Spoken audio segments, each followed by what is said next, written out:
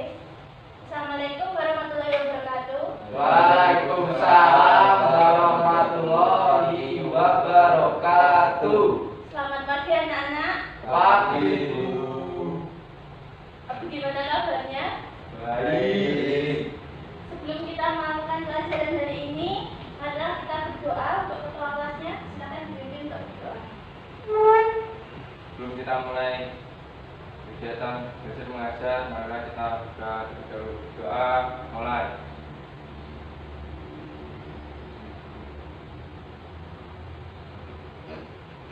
Selesai. Hari ini ada yang tidak masuk.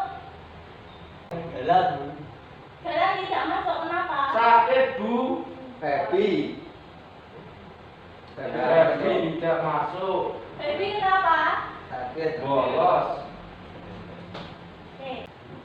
Materi kita hari ini yaitu komponen dasar elektronika.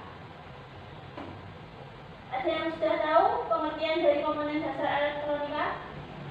Belum dapat Bu. Komponen elektronika adalah elemen dasar yang digunakan untuk membentuk suatu rangkaian elektronika dan biasanya dikemas dalam bentuk diskrit dengan dua atau lebih terminal penghubung. Setiap komponen elektronika memiliki fungsi masing-masing dalam satu rangkaian elektronika. Komponen elektronika terbagi menjadi dua jenis. Ada yang tahu? Belum. Pasif aktif. Ya. Jadi jenis komponen elektronika ada dua, yaitu komponen elektronika aktif dan komponen elektronika pasif. Komponen elektronika aktif adalah jenis komponen elektronika yang memerlukan arus eksternal untuk dapat beroperasi. Contohnya transistor, IC, dan dioda. Komponen elektronika pasif, ada yang tahu? pasif diam Bu. Ya, komponen elektronika pasif adalah jenis komponen elektronika yang tidak memerlukan sumber arus listrik untuk pengoperasiannya. Contohnya resistor, kapasitor, dan induktor. Sifat dan fungsi. Yang pertama, komponen transistor. Ada yang tahu fungsinya dari transistor? Saya tahu. Fungsi transistor adalah sebagai penguat, penyearah, mixer, dan sebagai saklar elektronik. Sifat transistor yang paling penting adalah desain transistor, bipolar junction transistor. Memiliki tiga terminal yang disebut basis, kolektor, emitor.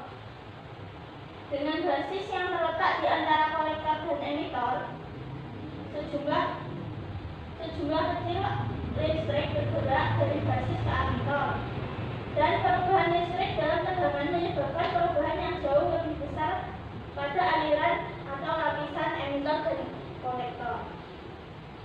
Yang kedua yaitu dioda. Fungsi dioda adalah sebagai penyearah.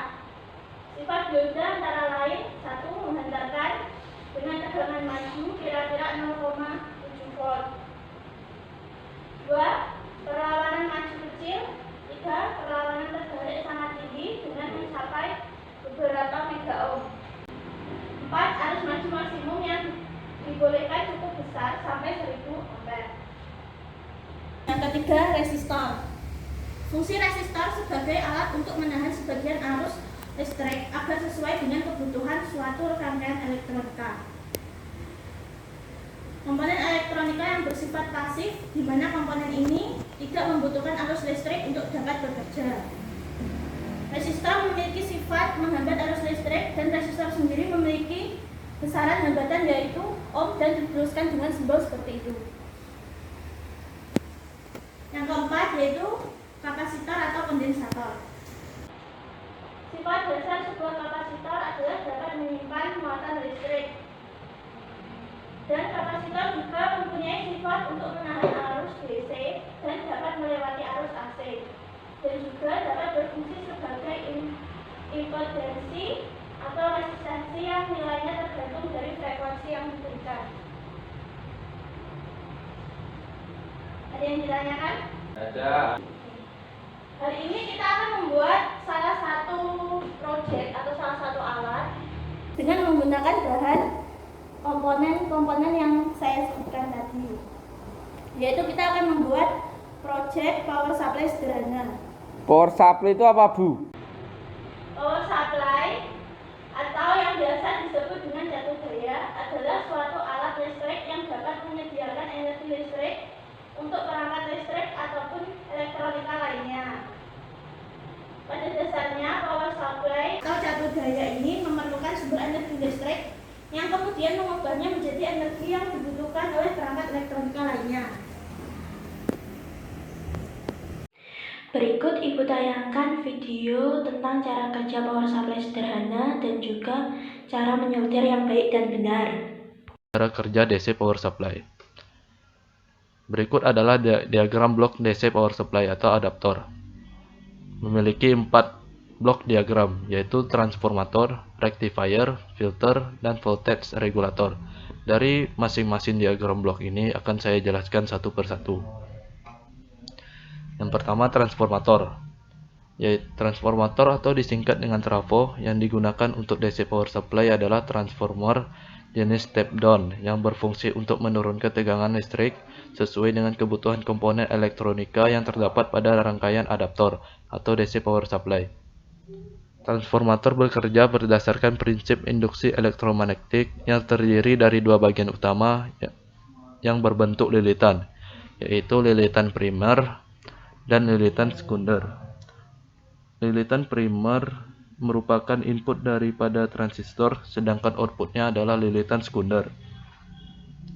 Meskipun tegangan telah diturunkan, output dari transformator masih berbentuk arus AC yang harus diproses selanjutnya. Yang kedua, rectifier atau penyearah gelombang. Rectifier atau penyearah gelombang adalah rangkaian elektronika dalam power supply yang berfungsi untuk mengubah gelombang AC menjadi DC setelah tegangannya diturunkan oleh transformator step down. Rangkaian penyearah biasanya terdiri dari komponen dioda. Terdapat dua jenis rangkaian penyearah dalam power supply, yaitu penyearah setengah gelombang yang hanya terdiri dari satu komponen dioda dan penyearah gelombang penuh yang terdiri dari 2 atau 4 komponen dioda. Dari gambar ini adalah penyearah gelombang penuh. Yang ketiga, filter atau penyaring. Dalam rangkaian power supply adaptor, filter digunakan untuk meratakan sinyal arus yang keluar dari rectifier. Filter ini biasanya terdiri dari komponen kapasitor yang berjenis elektrolit. Dan terakhir, voltage regulator. Untuk menghasilkan tegangan dan arus DC yang tetap dan stabil, diperlukan voltage regulator yang berfungsi untuk mengatur tegangan sehingga tegangan output tidak dipengaruhi oleh suhu, arus beban dan juga tegangan input yang berasal output filter. Voltage regulator pada umumnya terdiri dari dioda Zener, transistor, atau IC atau integrated circuit. Dari 4 diagram blok ini akan diproses yang awalnya dari arus AC akan menjadi arus DC. Begitulah cara kerja dari power supply DC. Sekian penjelasan saya kali ini. Terima kasih.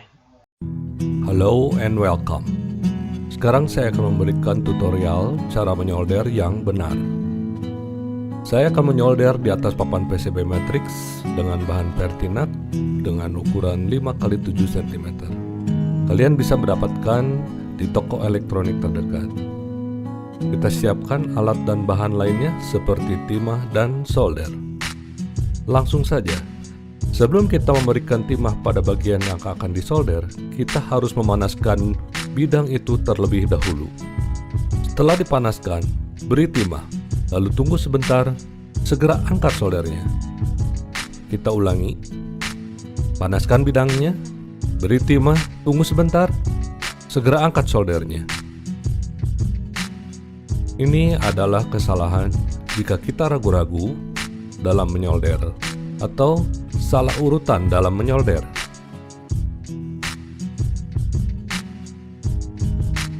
Kita ulangi cara yang benar. Panaskan bidangnya, beri timah, tunggu sebentar, segera angkat soldernya. Kita lihat hasil solderan bentuknya bagus dan matang. Lalu bagaimana jika kita menyolder komponen? Trik pertama, kita pasang komponen ke PCB.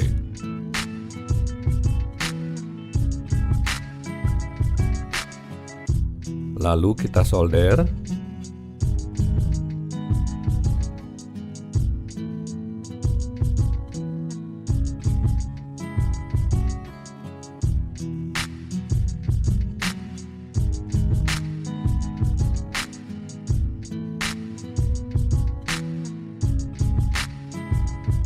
Untuk memotong kaki komponen, kita bisa menggunakan knip tang atau tang potong khusus, atau menggunakan gunting kuku. Di sini saya akan menggunakan gunting kuku.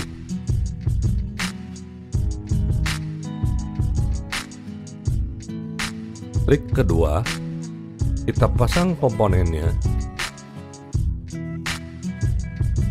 lalu tekuk kakinya, kita potong kakinya,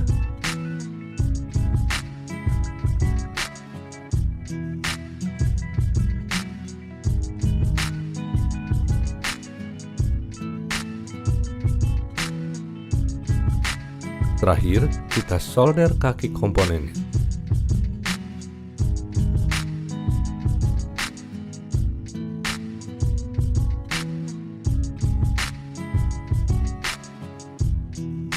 Kalian lihat perbedaannya? Ada untung rugi dari masing-masing cara penyolderan. Kelebihan trik 1, bila ada kesalahan, kalian akan dengan mudah membuka solderannya. Kelebihan trik kedua, semua permukaan kaki komponen terlindungi oleh timah, sehingga terhindar dari korosif. Ini adalah contoh penyolderan yang kurang baik. Jangan lupa subscribe channelnya, dan tunggu tutorial lainnya dari saya. Baiklah, kalian tinggal berlatih menyolder di atas papan PCB. Makin banyak kalian berlatih, makin bagus pula hasil solderannya.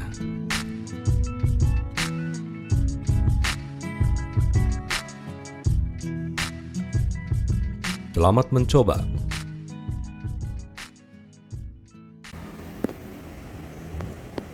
Untuk skemanya seperti ini.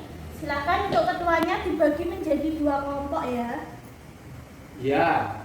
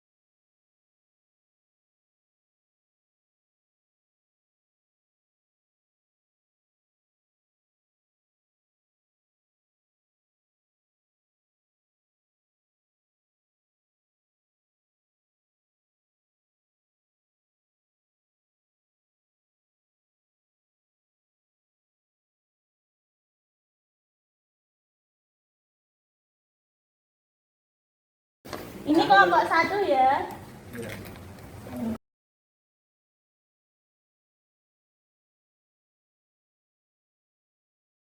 Untuk kelompok 2 ya. Iya, Bu. Silakan dicermati dulu untuk skemanya.